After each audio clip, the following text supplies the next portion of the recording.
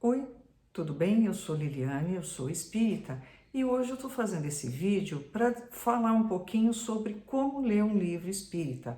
Durante muitos anos, praticamente 50 anos, eu tenho lido livros espíritas desde que eu aprendi a ler. Já li coisas assim fantásticas e li também muita porcaria.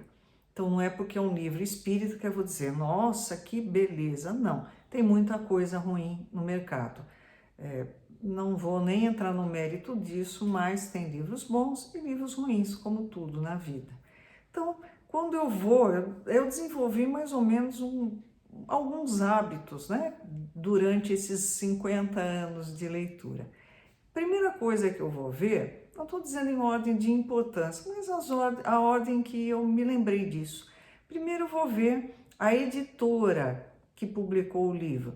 Por exemplo, eu vejo lá a FEB, Federação Espírita Brasileira, que a gente sabe que durante muitos anos tem desenvolvido um trabalho fantástico em termos de edição de livros e uma série de outras coisas, livros, cursos, palestras, estudos, uma infinidade de coisas e com um padrão de qualidade muito bom. Então, se eu vejo um livro publicado pela FEB, beleza, já entro com mais tranquilidade para ver esse livro. Existem outras editoras que fazem um trabalho muito sério. Essas editoras são dignas da nossa confiança. Eu vou citar aqui exemplos que dificilmente alguém vai dizer assim, olha, eu não concordo. Então, FEB, Federação Espírita Brasileira, bacana. Segundo, eu vou ver quem é o médium que psicografou aquele livro. Tem médium que a gente pode ler sem susto, por exemplo, Chico Xavier. Eu nunca peguei um livro dele, dos 440, é claro que eu não li todos, né? Mas os que eu li, nunca disse assim, nossa, mas que qualidade, que bobagem, esse assunto está totalmente equivocado. Nunca. Alguns médiuns têm a nossa total confiança. Outros médiuns, eles têm livros muito bons e de repente a pessoa começa a publicar livros que eu digo assim, eita, o cara perdeu o rumo, está indo por um caminho com o qual eu não concordo muito, ele não tem que concordar comigo, né? Mas eu posso não ler mais porque o caminho ficou meio nebuloso.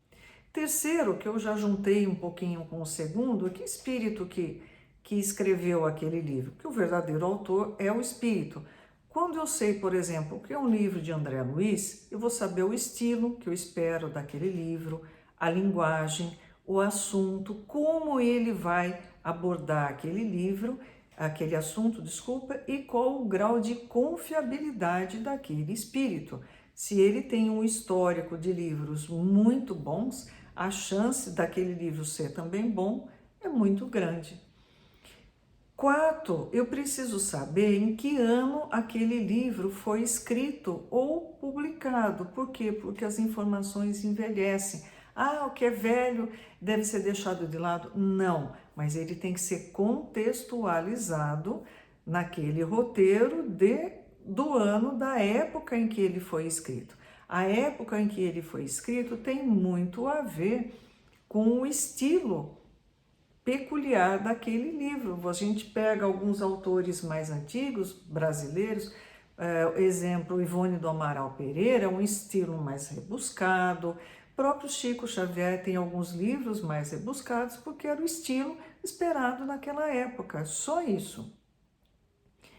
Quinto, o que o médium fez com os direitos autorais da obra? Exemplo que eu dei, Chico Xavier. A gente sabe que todos os direitos autorais dos mais de 400 livros que ele escreveu foram doados para a Federação Espírita Brasileira. Então, ele não lucrou nenhum centavo com os livros, porque ele sabia que os livros vinham através dele, mas não eram dele.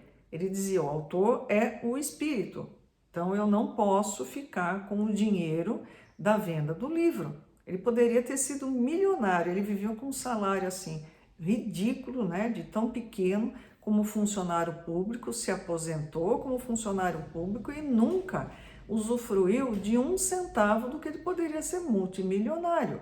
Ele poderia dizer assim, olha, eu vou fundar uma editora, porque eu publico tanto que agora só eu vou ganhar dinheiro. Ele nunca pegou um centavo. Ele é um modelo a ser seguido. Para mim, é assim, um ícone da literatura espírita. Depois, né, acontece também assim, o médium está recebendo os direitos autorais. Mas como assim, criatura? Não foi ele que escreveu? Como é que ele pode? Aí já tem um desvio, e se ele se permitiu esse desvio de lucrar com um livro que não foi ele que escreveu, com certeza ele se permitiu outros desvios. Então, dificilmente eu vou ler um livro desse tipo. Não, ele não doou para a editora, ele doou para uma obra assistencial. Maravilha! Ele não está ficando com os lucros daquilo que não foi ele que fez, né? 6, eu preciso saber qual é o tema específico daquele livro, porque de repente pode ser um tema muito legal, muito bacana, mas não me interessa. Então, por exemplo, apometria é um tema legal, muita gente gosta, eu não tenho interesse nenhum. Então, se eu for pegar um livro desse, eu vou acabar não gostando, vou dizer, porque o tema não me interessa. Então, eu preciso saber do tema do livro para saber se eu continuo a leitura ou não.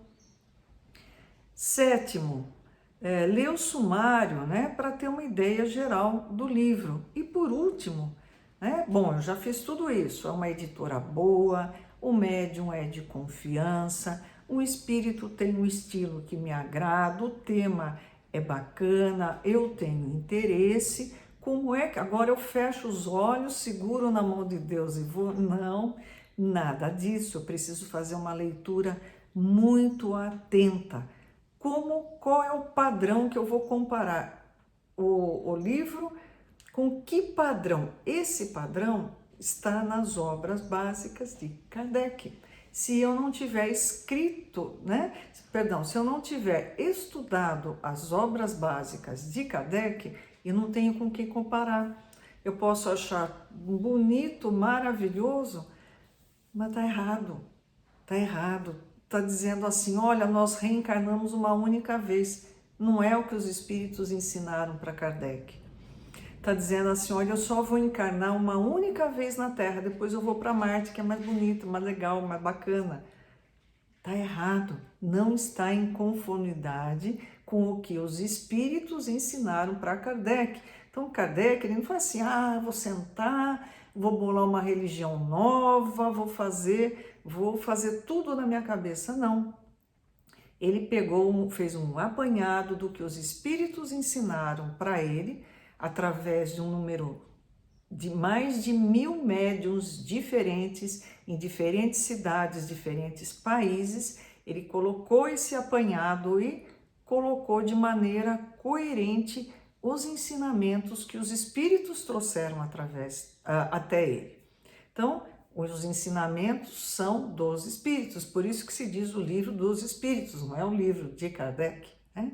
Aí eu vou comparar esse livro que eu estou lendo com o que Kardec diz. Se está em conflito, pode esquecer, não tem sentido. Não, olha, na verdade, Kardec não citou esse tema, mas, bom, tem sentido, tem coerência, parece que é uma evolução do pensamento do Espiritismo. Bacana, posso ler. Então, é uma ideia assim, um apanhado bem rapidinho. Depois eu vou fazer um outro vídeo de como estudar nosso lar. Na verdade, eu ia fazer como estudar nosso lar primeiro. Eu falei, poxa, mas eu quero fazer uma coisa mais abrangente, que me diga qual é o roteirinho que eu sigo para ter uma leitura tranquila e não comprar gato por lebre. Eu espero que vocês gostem, peço, se inscrevam no canal, ativem o sininho, né, para receberem a notificação quando eu postar o vídeo, curtam, compartilhem, divulguem. A obra espírita é maravilhosa, a gente precisa ter um número grande de pessoas que têm acesso. Não digo que vão se tornar espíritas, mas elas vão poder dizer, olha, interessante essa ideia, tá bom? Até o próximo vídeo. Tenha um excelente dia, que Jesus abençoe. Até mais.